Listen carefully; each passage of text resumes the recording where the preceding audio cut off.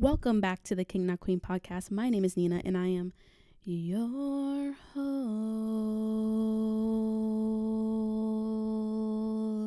It's the King Not Queen podcast.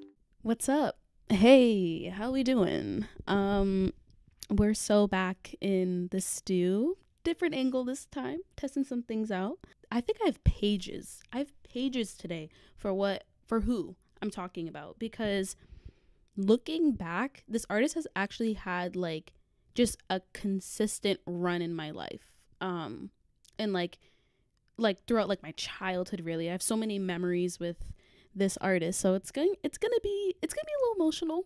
Let's get down to who I am covering this week. Roll the drum roll, or cue the drum roll. Ed Sheeran. Artist spotlight. Yeah. Your favorite ginger. It is your favorite ginger. I love him so much. He has been a staple part of my childhood, like since I could remember. My mom loves Ed Sheeran so much. So let's get started. Beginnings and debut, 2009 to 2013. He released 5 EPs, including a collaborations project with like a bunch of different UK singers and rappers and stuff. Like beatboxing, rapping, and like, you ever seen a white boy rap? That's Ed Sheeran. I don't know. Something about it is so like endearing to hear, like when he like is spitting on the track. But so debut album plus. There's a theme here. He loves his maths, but starts out with plus. Like huge songs off of that album. A-Team went triple platinum everywhere and was nominated for Song of the Year. That was his first ever Grammy nomination. And then he released Lego House, and that like went viral because he had Ron Weasley from Harry Potter. Never seen a Harry Potter movie in my life, by the way. Played him because they kind of look similar, and people were like, oh my goodness. I think that was like the whole puppet thing. No, that puppet thing came later. Anywho, and then later on in life I found new songs, not later on like now, but like later on after it came out. Give Me Love is such a good like kind of song. Like that wasn't a yawn, that was kind of like a yearning kind of song. And then You Need Me, I Don't Need You. And I'm going to talk about the loop pedal like as we continue on, but that's like one of like the first times like I was seeing him like build up a song like from his guitar, no instruments required, just him and his guitar and his like beatboxing and harmonies. Like I know you guys are sick of Charlie Puth, but there's a way to do beatboxing and like building things that isn't annoying. Would like to thank Ed Sheeran for not being annoying about the fact that he's talented. Anywho, moving right along. Again, 20 years old. Debuts plus debuts at number 5 on the Billboard 200. Some noteworthy collabs during this era of 2009 to 2013. Writing hit songs for One Direction, this small little boy band called One Direction. And I just learned that he wrote the song Little Things by One Direction. Thinking about it now that I know Ed Sheeran's music, like obviously he wrote that song. It's painfully obvious that he wrote that song. It's so Ed Sheeran coded. And then him and Taylor Swift co-writing and singing on Everything Has Changed on her album Red, and he was opening for her on the Red tour, which was like insane. And they would like continue to collaborate in the future. They're very close. But yeah, mind you, but at the end of the day, like during this era, he's just like a dude in a flannel in jeans. He still is a dude in a flannel and jeans. Like that one time he was on stage with Beyonce, and Beyonce's like in this like beautiful gowns. She's in beautiful gowns, and Ed Sheeran's in there with a guitar, a pick, a flannel, and his jeans and his like floppy hair. And everyone was hating on the fact that he doesn't need to, like, that he's a man, he doesn't feel the need to dress up, all about. Like, what if he just wants to wear that? Okay, and then the next era is between 2014 to 2015. His up and coming yet also number 1 era. So he made the song I See Fire for the Hobbit movie. 8, nominated for a Grammy for like best song for visual media, lost though. And then comes out with his second album, sophomore album. Everyone's like, oh, sophomore album flop, sophomore album flop. For everybody, this thing blew up. I remember listening to this in the car with my mom. I was like 11 at the time. And some of the mainstream big hits, you have Sing with Pharrell, Thinking Out Loud, which was like the huge song. That one, you know, when your legs don't work like they used to before, and like all the vines or whatever when people were like falling. Opening song 1, very like, he just recorded it in like an empty room with his guitar and was like a one take, it felt like. And then I'm a Mess is a great one. Bloodstream is such like a ooh, like it like built up throughout the song. I remember him performing it for the first time. I Love to Fire Love, very much about like family and like family members and like who remembers you. Love that song. And then obviously he made a song called Nina, and that is in fact my name. But New Findings in my adulthood. Don't is such a good song, and especially, let me pull this up because y'all didn't hear him when he said poo, poo, poo, on my hotel door. I don't even know if she knows what for. She was crying on my shoulder. I already told you, trust and respect is what we do this for. I never intend to be next. Get lost, but you didn't need to take him to bed, that's all. I never saw him as a threat. Get lost until you disappear with him to have, of course. It's not like we were both on tour. We were staying on the same hotel floor.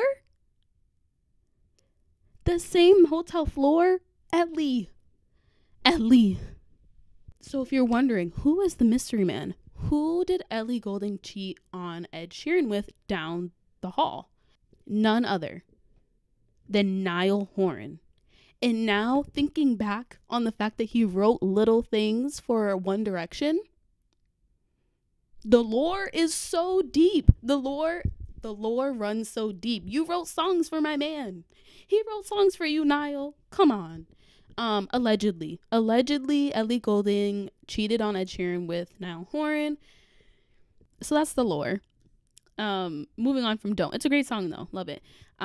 We have Photograph, which is a very emotional kind of song. The beginning chords are so nostalgic.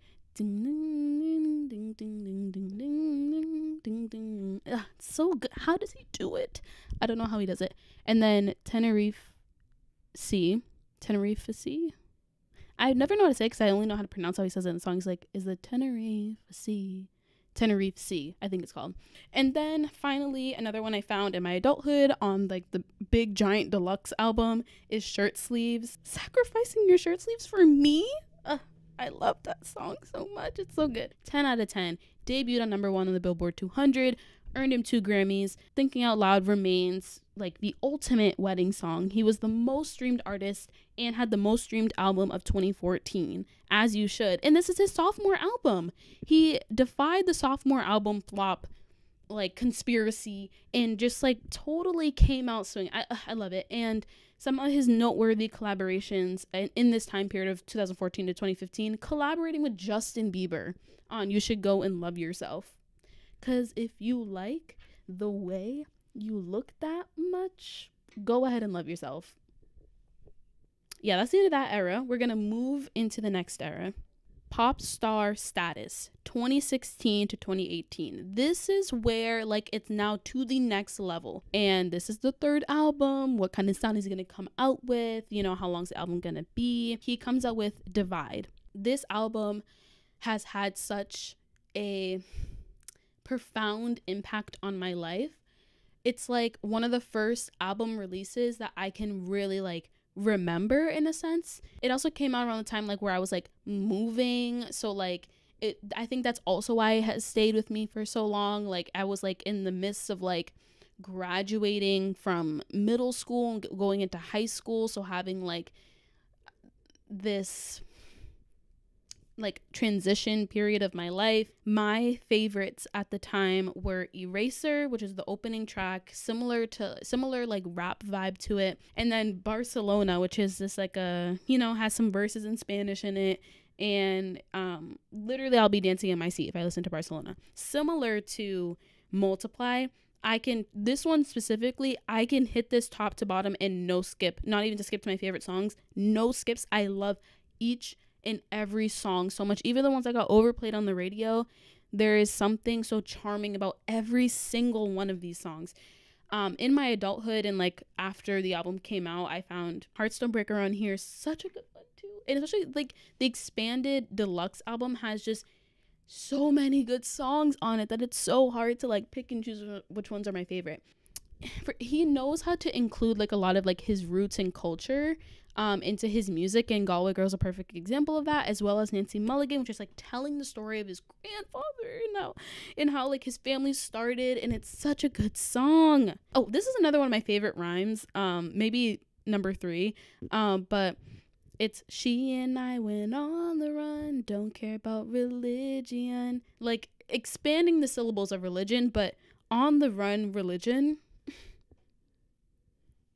His mind. Again, no skip album, 11 out of 10. 11 out of 10. Beyond perfect.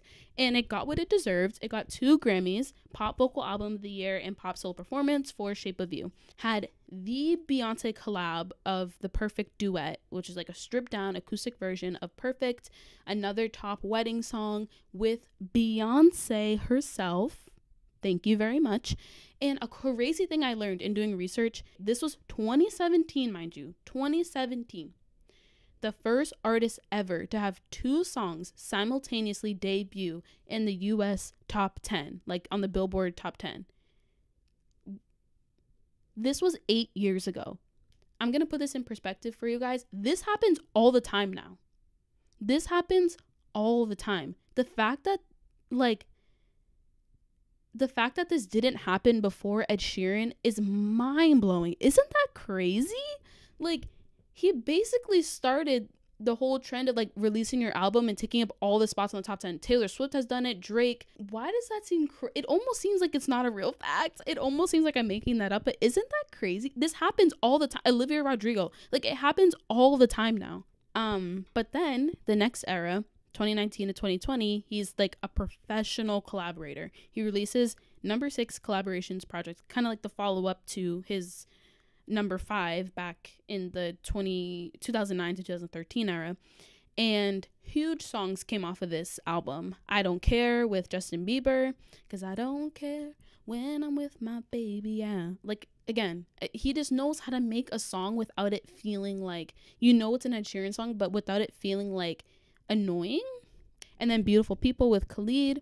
My personal favorite from the album is Antisocial with Travis Scott, which, like, yet again, it's also giving, like, I think it was around this time. It was either during this era or like late in the previous era where he was on stage doing EXO Tour Life with Lil Uzi Vert playing it on his guitar. I don't really care if you cry, like, with his flannel and jeans on stage at an award show. Like, again, we'll continue to talk about it, but like, he's also the king of like side quests. What do you mean, like, you're on the side of the street being like, hey, want a free Ed Sheeran show, and like trying to bait people into going to Ed Sheeran show, and nobody believes it, and then he's actually doing it in like a curtained area in like this random store on like the side of the street in Hollywood. Like, you know what I mean? Like, he just like does all these side quests. Most recently, he just opened a pub in Ipswich and just performed there randomly on St. Patrick's Day. Like, what? He's always doing something. He was just in the subway with Jimmy Fallon. Like, he always does side stuff, and it's so funny because like, you're literally the biggest artist in the world. What are you doing on the side of the street with Jimmy Fallon? Once again, another debut number 1 album. So this is the 3rd one now. Back to the mathematics, the next era, 2021 until now. This is very large. Obviously, like, a lot of stuff has happened between 4 years ago and now, but I kind of lumped it all together because it's progressing along. But he's in his I'm just a man on the stage era, because he truly is just a man on the stage. If you see his tours, like, I'll insert a picture. His tours are literally him with a guitar, maybe like a keyboard, maybe like a little like drum pad. In 2022, comes back up with, the mathematics era and releases equals. Some highlights are Bad Habits, Shivers, Two Step, Afterglow. My mom loves that album, plays it all the time. She will always play an Ed Sheeran album top to bottom. Like, she has no problem with it, and she'll re-listen all the time. She is like, you think I'm glazing up Ed Sheeran right now? She would be doing the same thing. But 2023, he releases Subtract. Eyes Closed was like a big hit. My mom loves that one too. It's an all acoustic album, which I can really appreciate. I love an acoustic guitar that makes like the little like squeak sound. I'll see if I can like find an example and insert it. But like the squeak sound it makes, like when you change a chord, is like my favorite thing ever. Also in 2023, later on that year, he releases Autumn Variations, did the whole double album year, and now we get to 2025, and he's planning on releasing a new album, I believe later this year, called Play. The debut single is called Azizam, which is a Persian word for my dear. It's very much a classic Ed Sheeran, like move your body dance song, which you gotta love him for. But yeah, that's all I have about Ed Sheeran. Again, he is a master collaborator, a wizard with a pen. Thank you so much, Ed Sheeran. I'm speaking to you right now. Thank you so much, Ed Sheeran, for making Divide. It is one of the albums that I will always remember where I was when it debuted. New Music Friday. What do we have? I don't really have much. I have two songs. We have Sad for What by Eric. Oh, I just autocorrected. Eric Doe.